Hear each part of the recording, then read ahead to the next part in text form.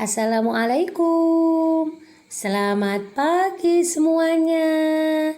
Selamat pagi dan selamat bertemu di pagi yang berkah ini dengan Bu Husnul. Anak-anak, hari ini kita akan belajar bersama di pembelajaran akidah akhlak dengan materi adab terhadap tetangga dan lingkungan. Anak-anak, manusia itu adalah makhluk sosial di mana kita saling membutuhkan dengan orang lain.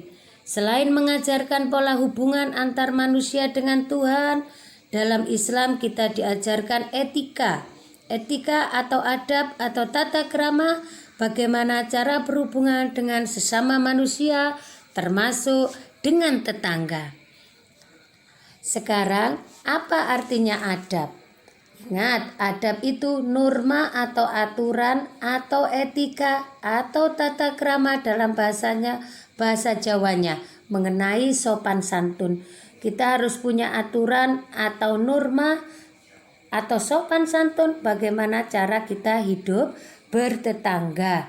Ya, ingat, sangat-sangat penting kita harus mempunyai adab atau aturan walaupun tidak bertetangga, ya nak, berteman, apalagi kita bertetangga. Sekarang tetangga sendiri apa artinya? Yaitu orang yang tinggal berada di sekitar kita. Orang yang tinggalnya berada di sekitar kita, baik yang agamanya sama dengan kita yaitu Islam ataupun bukan Islam, atau yang berlainan suku dengan kita.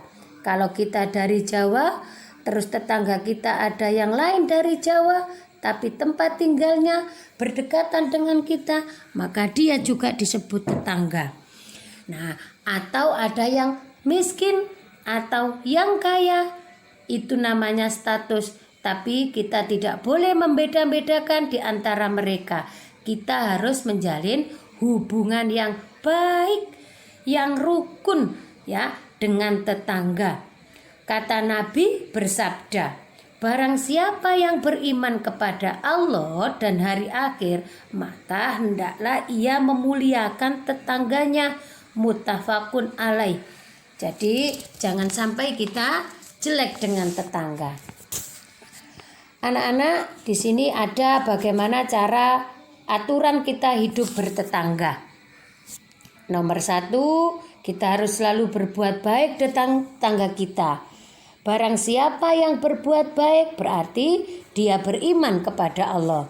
Ingat sabda Rasulullah Shallallahu Alaihi Wasallam, khairul ashabi, Bu Husnul ulangi lagi, khairul ashabi indallahi khairuhum li sahibihi wa khairul jirani khairuhum li jarihi. Yang artinya sebaik-baik sahabat di sisi Allah adalah orang yang baik perilakunya bagi sahabatnya, dan sebaik-baik tetangga adalah orang yang baik akhlaknya terhadap tetangganya. Yang kedua adalah memberi kenyamanan tetangga. Sebagaimana sabda Nabi juga di bawah ini yang artinya, demi Allah tidak beriman, demi Allah tidak beriman, demi Allah tidak beriman. Para sahabat bertanya, siapakah wahai Rasulullah? Yaitu orang yang tidak memberikan rasa aman bagi tetangganya dan dari kejahatannya diri. Jadi kita harus memberikan nyaman punya tetangga atau kita bertetangga.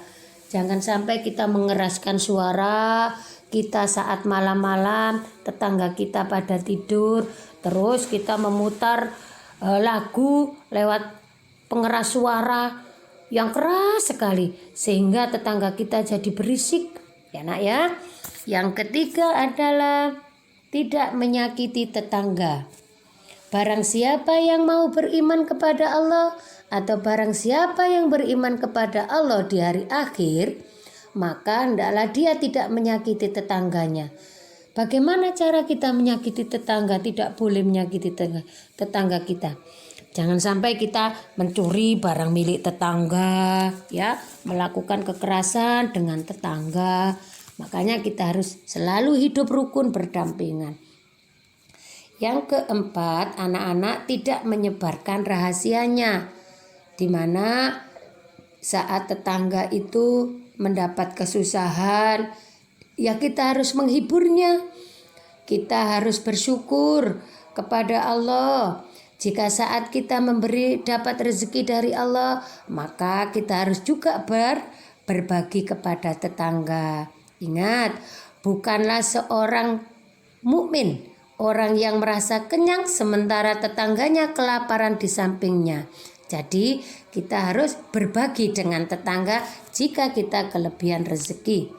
Selanjutnya ada nomor 5, saling menasihati, mengarahkan pada kebaikan. Kita harus mengarahkan pada kebaikan, amar ma'ruf nahi mungkar, saling menasihati jika ada tetangga yang kurang baik perbuatannya. Kita boleh membantu tetangga tapi dalam hal kebaikan. Selanjutnya ada saling silaturahmi dengan tetangga, apalagi tetangga dekat. Masa kita tidak kenal? Bertegur sapalah dengan tetangga, jadi kita bisa dikenal oleh orang lain atau tetangga. Menjenguk mereka saat mereka sakit. Iya. Anak-anakku, terima kasih. Salam sehat selalu, tetap semangat. Terima kasih juga sekali lagi kepada ayah dan bunda dan anak-anakku semua kelas 3A yang sudah setia dengan Bu Husnul mengikuti pembelajaran daring selama ini. Mudah-mudahan ilmu yang singkat yang selama ini Bu Husnul sampaikan menjadikan ilmu yang bermanfaat bagi anak-anak. Amin amin ya rabbal alamin. Bu Husnul akhiri. Assalamualaikum warahmatullahi wabarakatuh.